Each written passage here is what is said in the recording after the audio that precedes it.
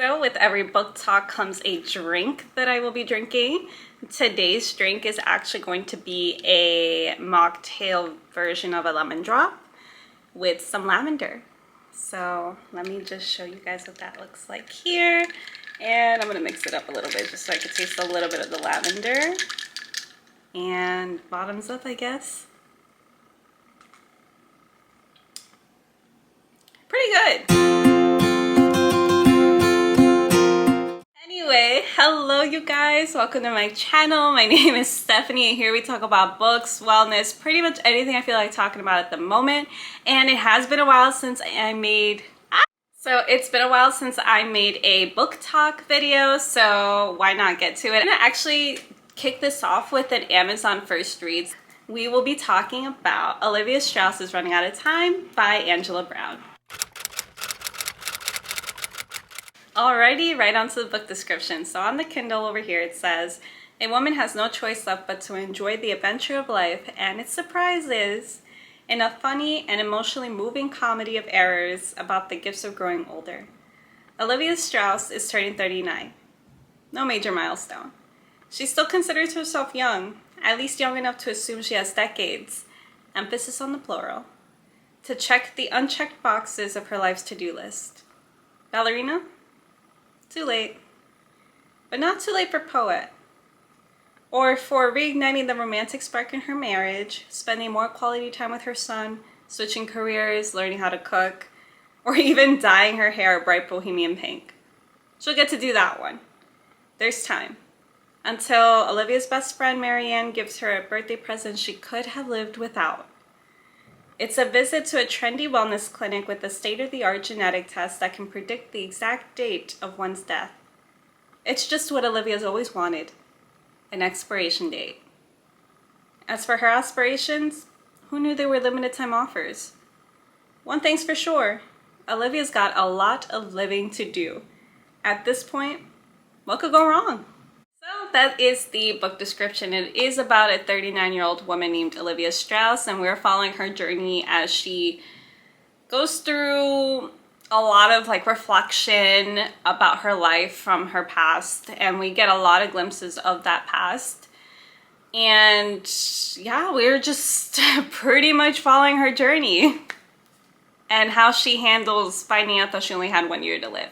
So on the Kindle it states the typical read time is 6 hours and 30 minutes. So it is a less than a day of a read. If you're looking for something really quick to read but don't know what to read, this is an option. I'm pretty sure now it should be available because I got this through an Amazon First Read selection back in December. It did take me 2.5 days to finish this. This book is 325 pages on the Kindle. Pretty sure it's that much in the actual book as well.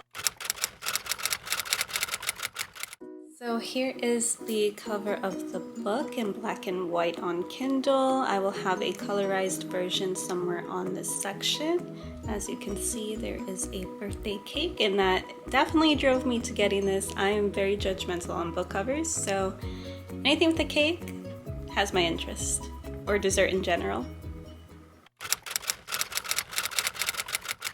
So my favorite part now, the thoughts section. My thoughts on this book. So my thoughts. I got this book, one, because there is a cake right there in the cover.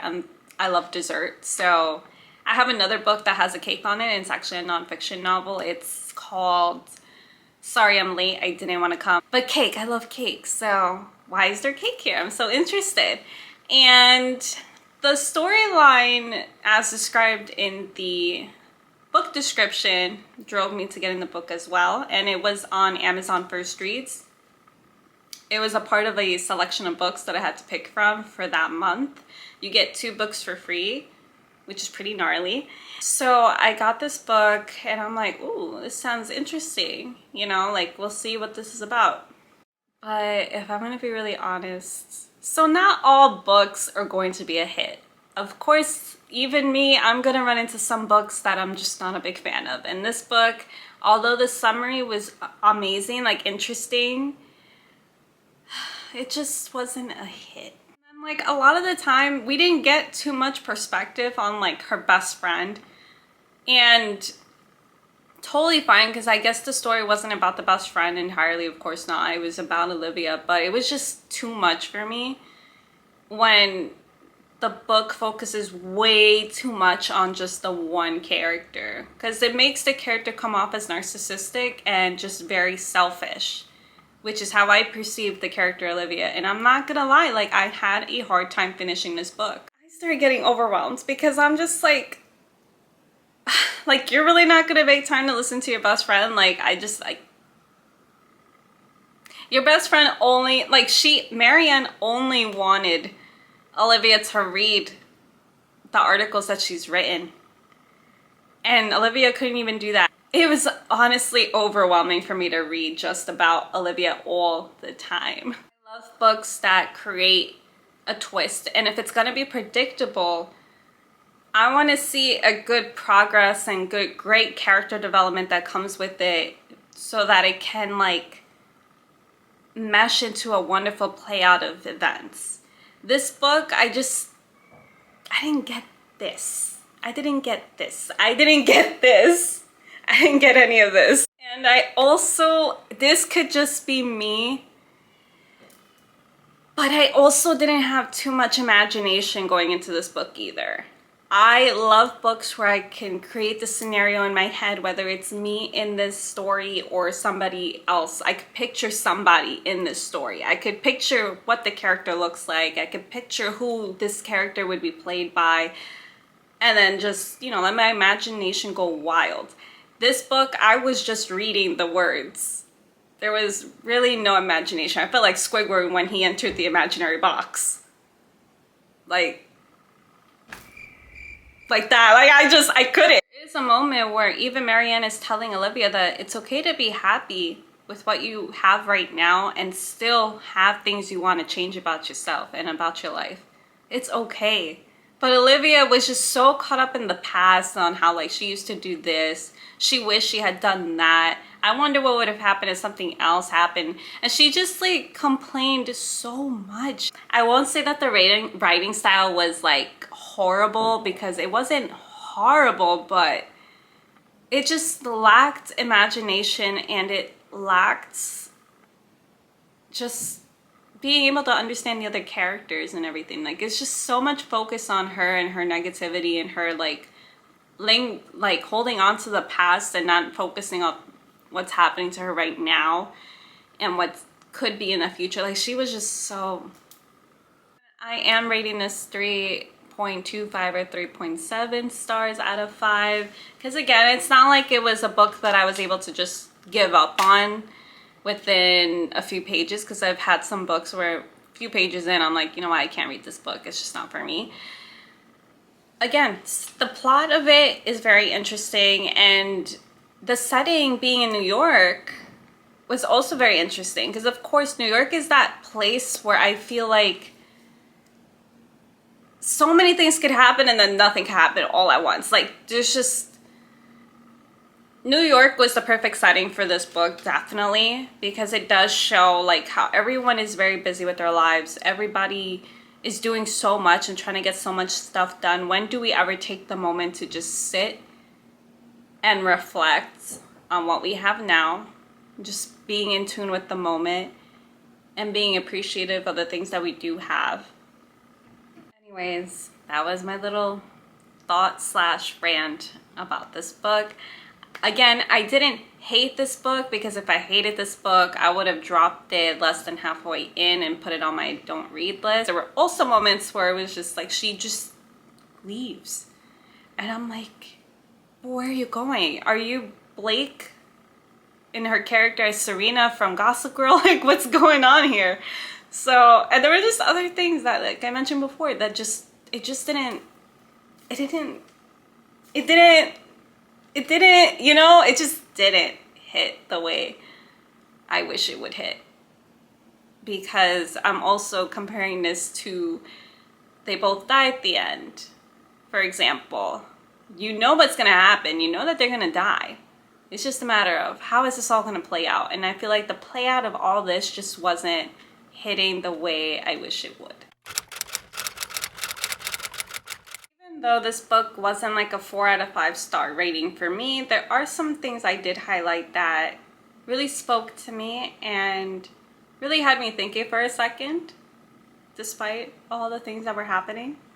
One of them is, it was just that sometimes it felt important to remember the person you used to be and the person you'd once told yourself you'd eventually become.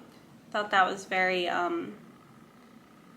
thought-provoking, and it really got me wondering about like, who did I think I wanted to be when I grew up, when I was a kid, and then now, and then who I hope to become now, and all that stuff, and if did I make it to who I wanted to be. This one spoke to me because it sounded like it came straight off of Deathcast, and they both die in the end. On behalf of everyone at the Nettle Center, we wish you the best on your end-of-life journey. In peace and serenity, Dahlia.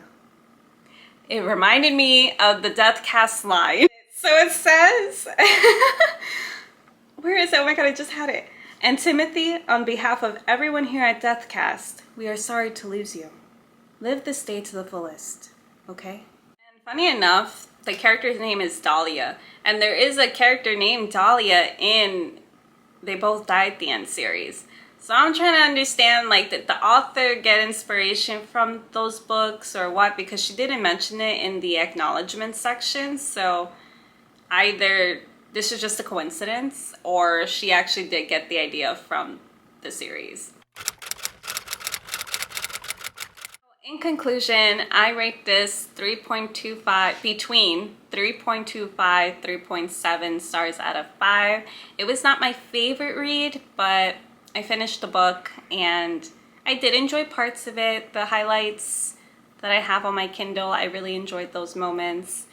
And again, it was predictable for me, but it may not be predictable for everybody else, which is why I didn't mention what the plot twist was, because if you guys were interested in finding out what this is all about, then I leave that to you to find out the plot twist. But for me, it was very predictable because I have read so many books that were based on this topic. I find that the titles of the parts of the book were nice. It was Death, Life, Afterlife, Birth. So it was 4 parts. And the chapters are relatively short, so you can speed through this pretty well. Like within a day or 2, you can pretty much speed this out if you have the time for it. So I recommend this book for those who want a plot twist, who enjoy books with plot twists, and enjoy the idea of life and death and contemplating between the two and contemplating your life choices. But if you're somebody who reads a lot of books like I do, probably not a book to pick up if you know more or less this kind of topic, because it's very predictable. Thank you so much for watching. I hope you guys have a great day, a great evening, and a fantastic week.